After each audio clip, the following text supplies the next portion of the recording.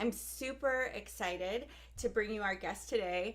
And we're going to get to dive into the psychology of manifesting and with a person who is a renowned psychologist. It's been on so many TV shows, two best selling books, one with Les Brown. You were on our last event, the New Psychology of Winning tour with Brian Correct. Tracy, Yes. Bob Proctor, all of Dennis Waitley, all these incredible people.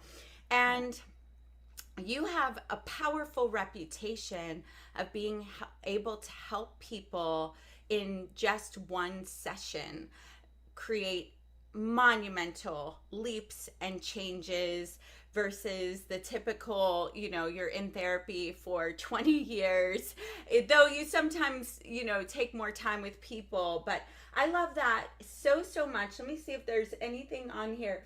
That I want to, yeah, I know you're based in New York and you've won so many awards. You've been on so many TV shows: Good Day New York, Good Day Sacramento, Martha Stewart Living, HuffPost, and you guys, it's like list of all these shows. So you will see it in the show notes. What I can tell you all is that I met Dr. Yasmine on our last tour, and she was introduced to us by someone that we trust for bringing the best of the best when we're considering who's going to speak on tours.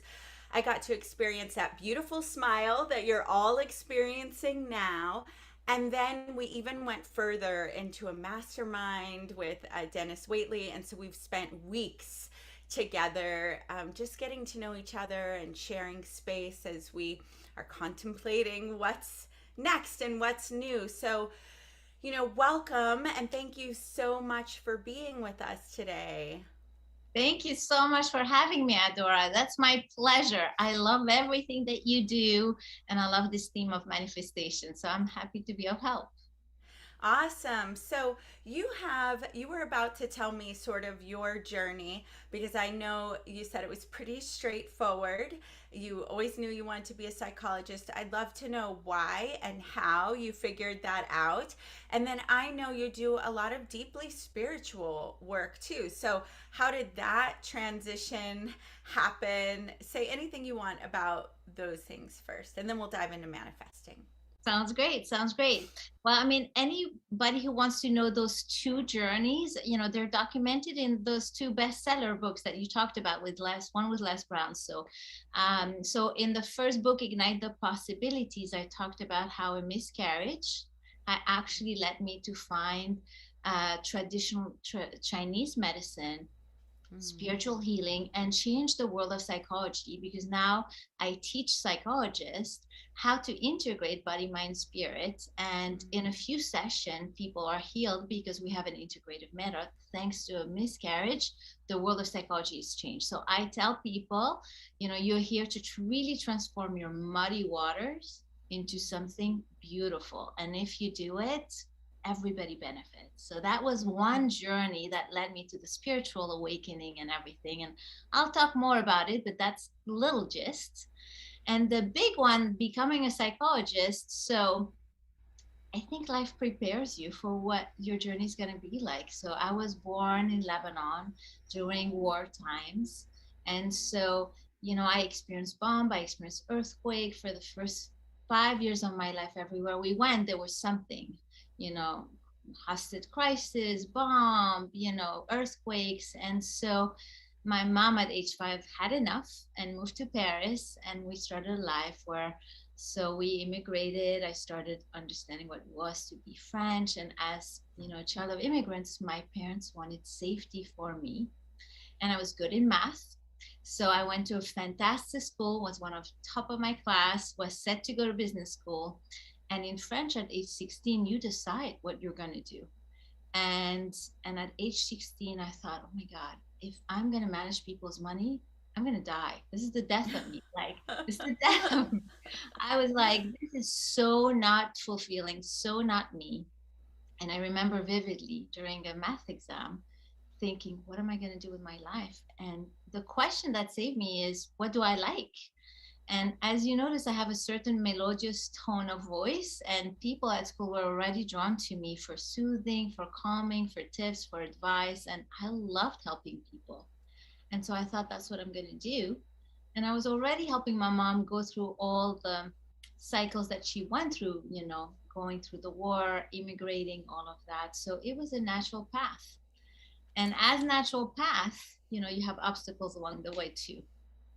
Yeah, I think that's awesome. And it's important to point out because, there are some people that come into the planet like Tiger Woods, and at 4 years old, he's golfing and on this path, right? And there are some people that get a clue, along the way.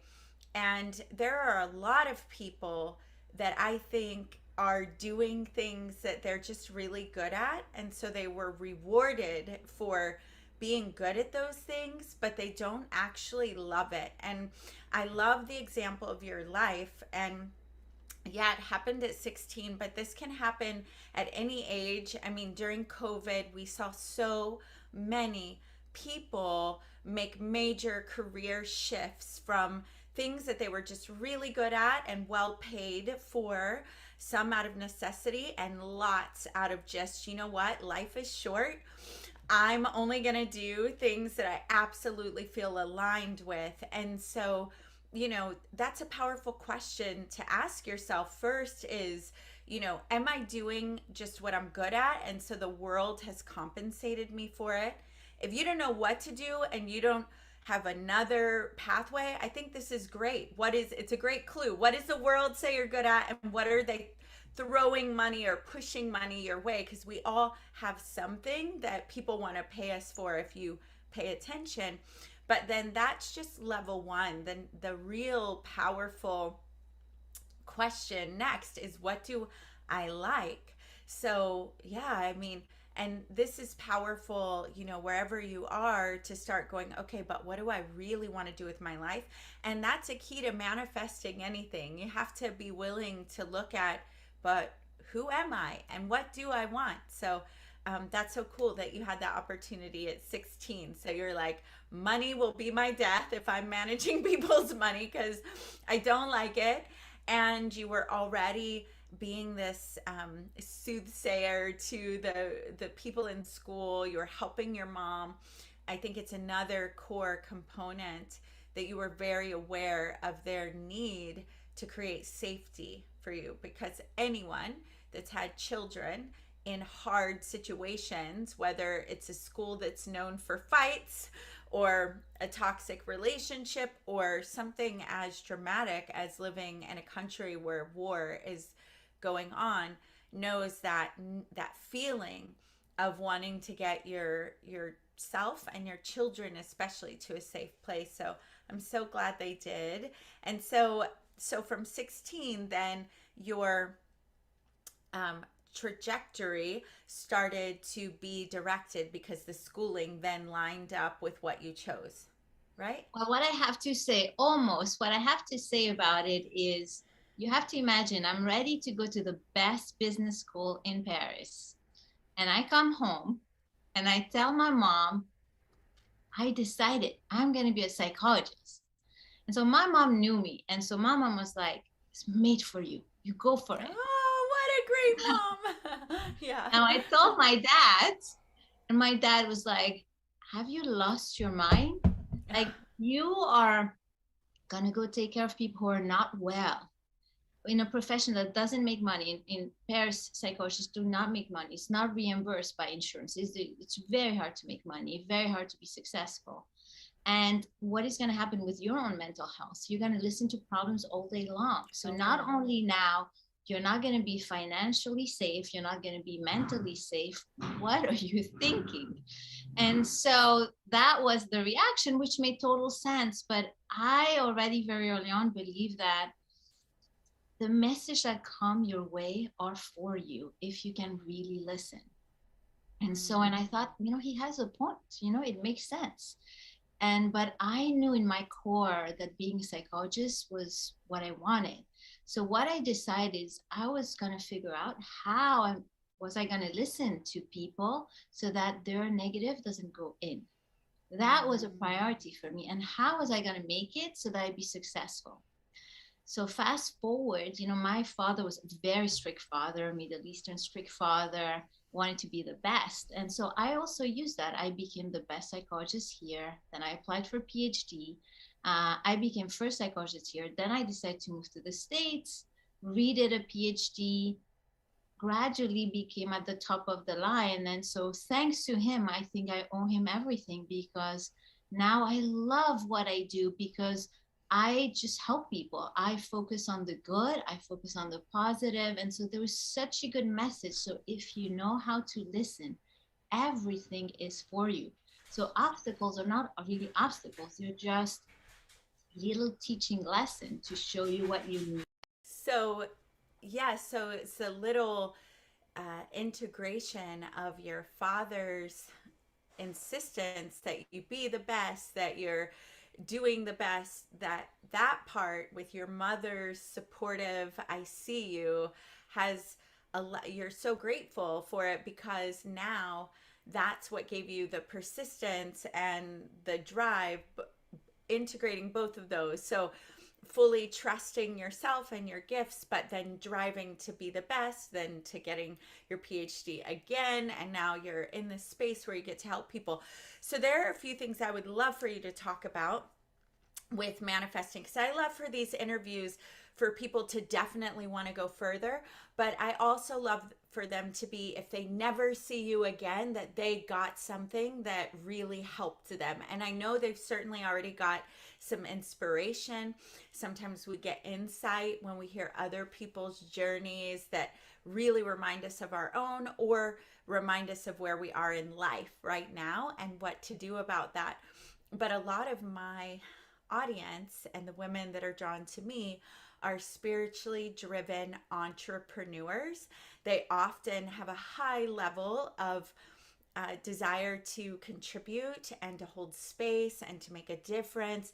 And so they're often very empathetic, right? And so that what is a tip that you can give for when they're working with people or facing negative things, how not to bring that into their own space? Because we know if we're bringing in and our energy is down, then it slows down our ability to manifest. Even in the moment, just manifesting the energy of peace, of joy, of satisfaction. So, what's something you can share to help empathetic listeners, business owners or not, know how do I be with tough situations or negative energy without taking it in? Such a good question. Love, love, love this question. So, the first thing is to think of energy just as energy. Like there's no positive or negative energy. What makes it positive or negative is really your framework and what you tune into. So, if you tune into pain and have a negative connotation to pain, your energy will feel drained. You will feel like a shadow. You will feel something negative. But if you see pain as a growth opportunity, as something pushing through, you have a different experience with pain.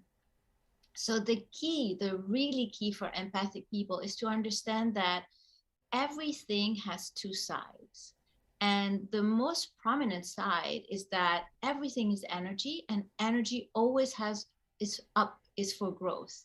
So if somebody is in deep pain, it's because they're transitioning to the positive. So can you connect to the transition? Can you connect to the good that life is bringing them instead of what their mind is putting into pain and the suffering? Like I often say, like sadness happens because you're connected to a beautiful word that you don't have yet. But if you don't have that connection, you don't have sadness. So can you really see the beauty behind sadness? If somebody is angry, it's the same as because their desire are not met. So if your desires are not met, it's because you crave better. Can you connect to that person's potential? So the idea is when you listen to pain or suffering or what we call negative, you have to connect to the other side, that that negative is here to push a force up. And if you can Mm. connect to it, you empathize, but you're also like so appreciative of the beauty of life unfolding in front of you, that that person is actually transitioning. That's the idea, the transitioning. And so that will help a lot of your listener, because I am very intuitive. I feel people so much. And but what I feel and what I tell them is, I know you don't want this pain. I know you don't want this. But somehow for you, that's the path towards discovering something within you that you need for your next step. And once you have that perspective, you're happy for them, you can accompany them, but you're not touched by negative because you don't believe it's negative. Hmm. Yeah, so it's a re-perceiving of what you're connecting to in the situation and empathizing to the point where you are still holding your own viewpoint and your own grounding in your own beliefs rather than just jumping fully into the ride that they're on. And so being able to observe it and observe the gift that is in it and connecting to that this is a transition to a new level or a new opportunity or greater growth or releasing of something that's not serving or what however it's coming up, but connecting to the positive in it. And I said positive even though the core idea is that it's not positive or negative. That's right, exactly. And you pointed to something very important with empathic people, is empathic people tend to be there. They're not here. And so also what you want to do as an empath or somebody who's very tuned in is you want to go back here. And the reason why you're there is not only you have the ability, but you have learned to use that ability sometimes for protection. So you're Mm. always feeling the other so that you know where you stand, you know what to be careful, you know what to take into consideration. And so it's really important that empaths are aware, but where are they in respect to the other? And are they really grounded into themselves? Are they really present within their body, or are they tuning into everything of the other? And if you tune into everything of the other, you cannot create that distance, you cannot create a perspective, and so you will feel their narrative and you'll be one with their narrative. And this is how your energy is affected, but it's affected because you originally had decided to be one with a person as a way of navigating the world. Yeah, I think that's super powerful because just a lot of people are, and women, again, I work with women specifically, are often, the caretakers in their communities, or they've been in experiences where, like you said, for their own safety, they really had to be aware of what other people were thinking or feeling and making sure everything's good. And as long as everything's good, everything was good for them. And so, part of their own healing process, and maybe even a great session with you. I know our VIP get one session with you that's worth $600. So, if you're not in VIP, upgrade, that is so worth it. But so that they can learn how to stay and ground in their own lane and create safety in themselves without losing the awareness that is the gift in that experience, but having the power to just stay in their own bodies versus like jumping all over the place. It's very powerful because, again, you'll end up manifesting everybody else's desires for you if you're always tuning in to the other's narratives. So I think this is very, very powerful. And then the next thing that I wanted to ask you, you mentioned there were two very important things. One was that you focused on learning how to keep the negative out. And you said the other thing was, remind me, because that'll bring up the question. Do you remember? As there was financial safety, And so there was one more financial safety, the other one was rebalancing oneself from the negative, and the other one becoming the best for financial safety. My father was very strict, and so, as a child I didn't understand strict, but later on I understood how a gift it was, because I did push, I learned, I practiced pushing myself to a higher level very early on. So, and that meant refining my art. Mm. Okay, so this is where I want to dive with you, okay? And you and I have talked about this a little bit with the group in our mastermind.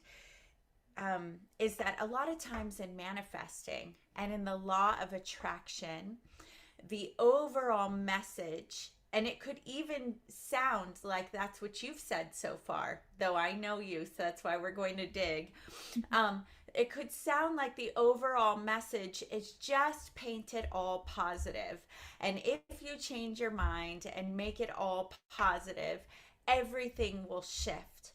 And while I certainly think this is major, because when most people discover law of attraction, 80 to 90% of their minds and thoughts are on an autopilot of negative or dragging kind of thoughts. So when you start to refocus your brain and bring in the positive perspective, things shift. But there's another layer. I look at it like if you haven't been taking care of your body and you suddenly try a new diet and immediately your body starts responding, and then there's this plateau that if you want to go to another level, we've got to go deeper into the details of health. So I bring in my early 20s, when I first discovered law of attraction, I would really force positive thoughts and avoid all conflict, avoid all negative thoughts, and just like, I may have anxiety under, but I knew the rules, so I was just saying it's beautiful in here, it's really great. But crap could be going on that was terrible, right? But I was so afraid to look at what is happening because I didn't want to feel negative or create something negative. So, can you talk about people that may misunderstand what it means to reperceive and where the place is for just looking at what's there to be able to move forward more powerfully in manifesting anything that they want?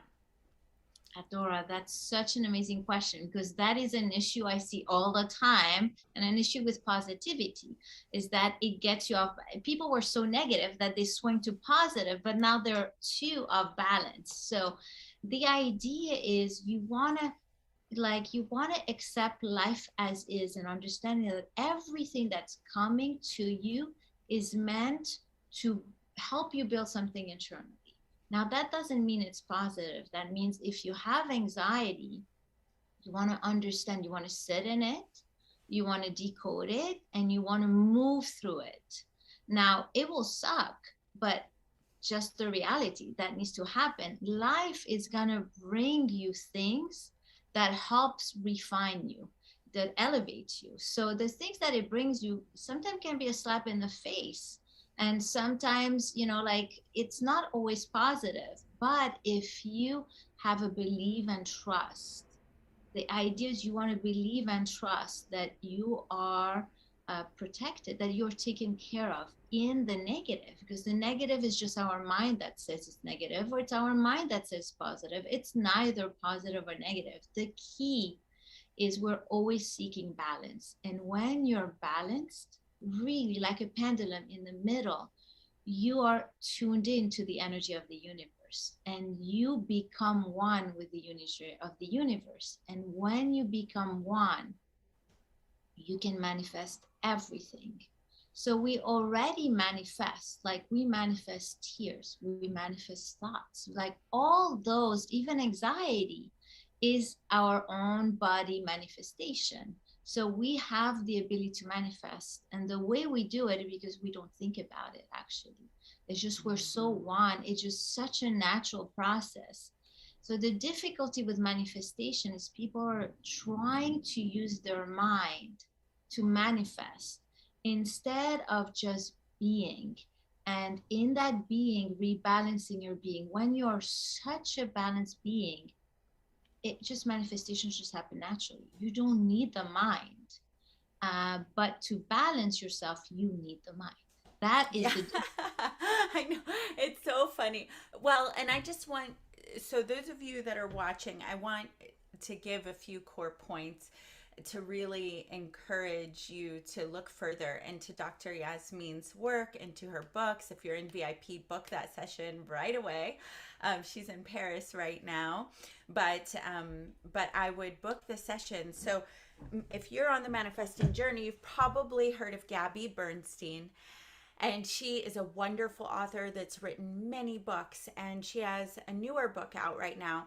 And what I love about it is she was discouraged by the publishing house and by her agent from doing this book because she goes into the anxieties that appeared even after becoming a master manifester.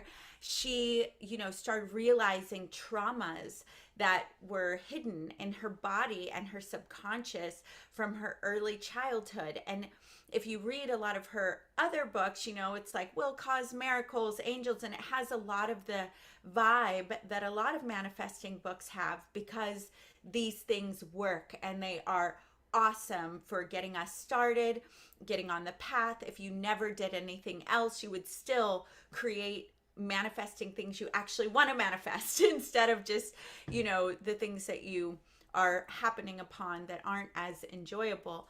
And what she's talking about in this book that I resonate so much with, and where I think your work is super powerful and timely, is that even if you're using all of these wonderful techniques, if you have hidden beliefs that are blocks or that are driving your automatic way of perceiving, those things are still going to impact subconsciously the way you see yourself, the way you see God, the way you see how fast miracles can happen, the way you view every relationship, every interaction, everything.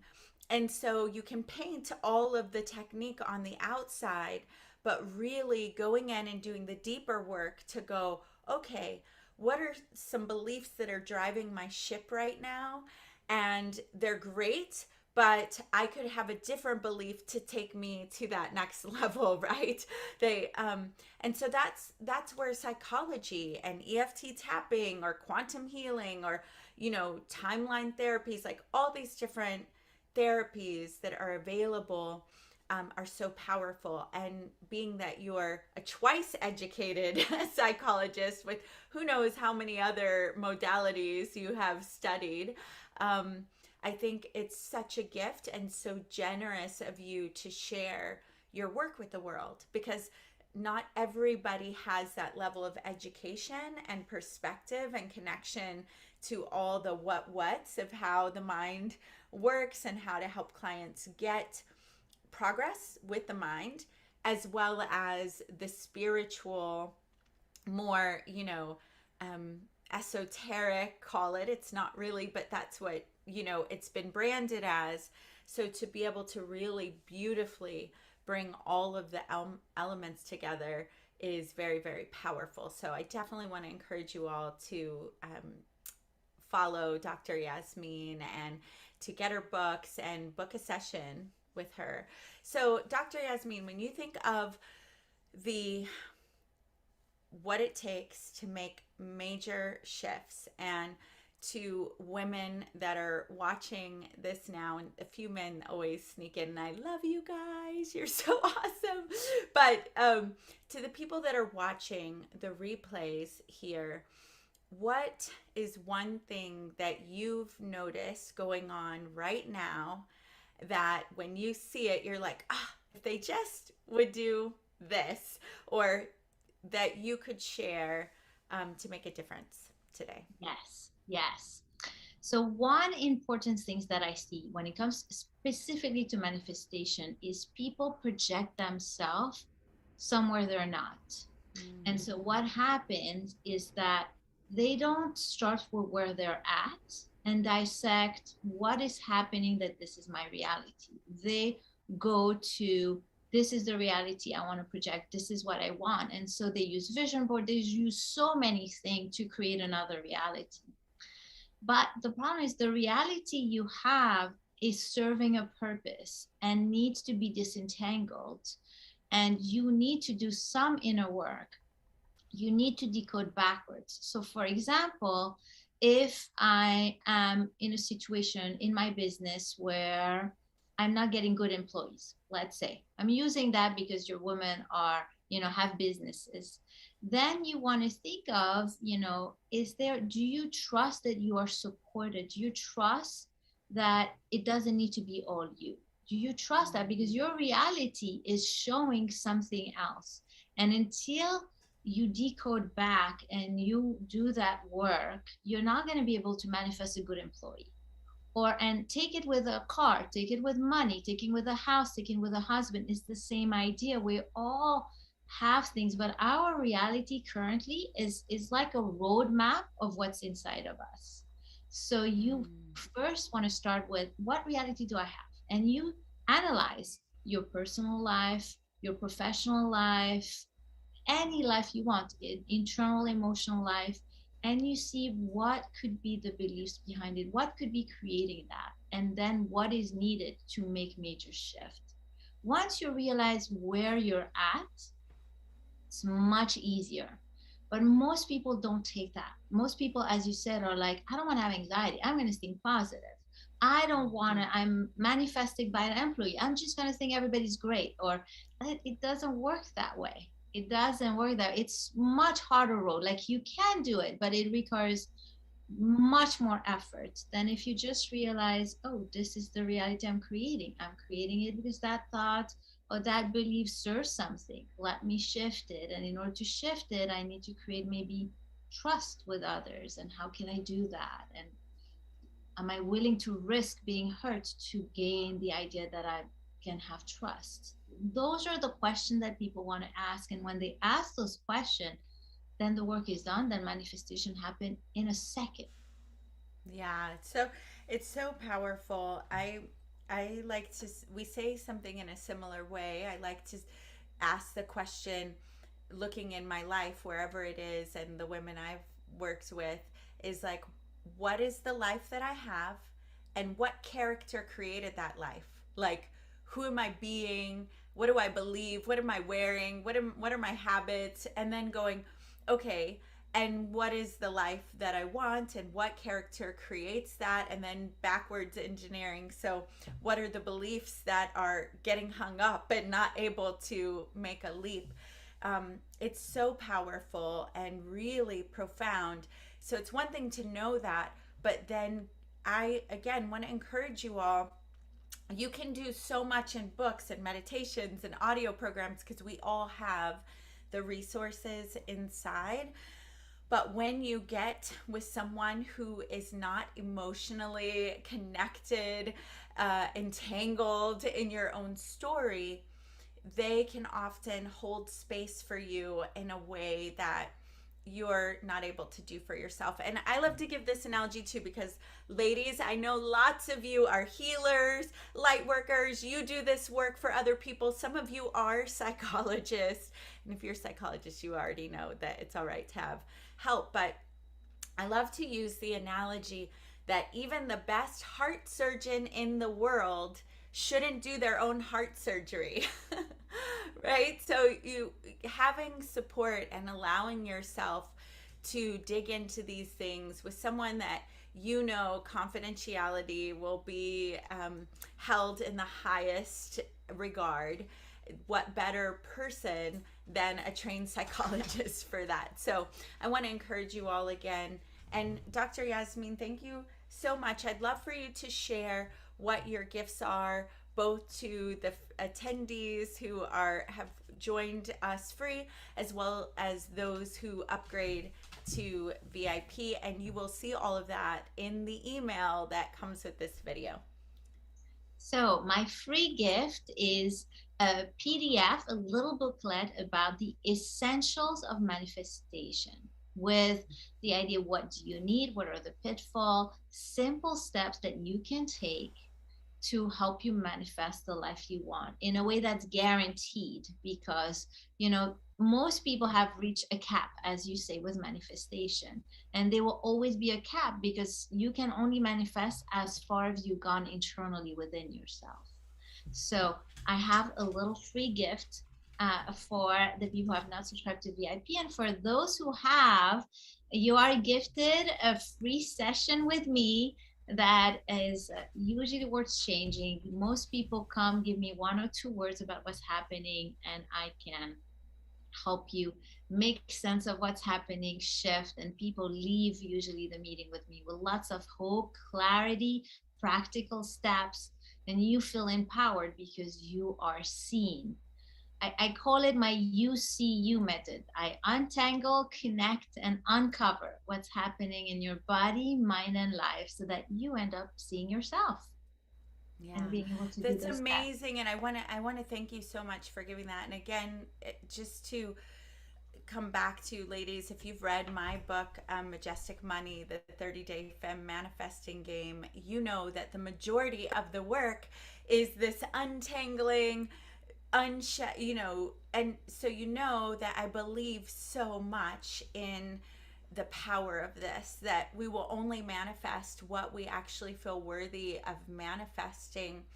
And I personally continue to call on experts to, go into different healing processes, because every level that you want to go to next requires this ability to let go of the identity and parts of it that got you to where you are now, in order to really step into that next phase. So I'm just so, so, so grateful for your work in the world, for who you are, for people, for your father and mother that created this wild, amazing spirit that has transformed psychology. And I just thank you. Thank you for being here. Thank you for you, Adora. You're such a shining bright light. So I love your mission. I love what you're here for. And so thank you so much for having me here. You're welcome. All right. Bye, ladies. Until tomorrow.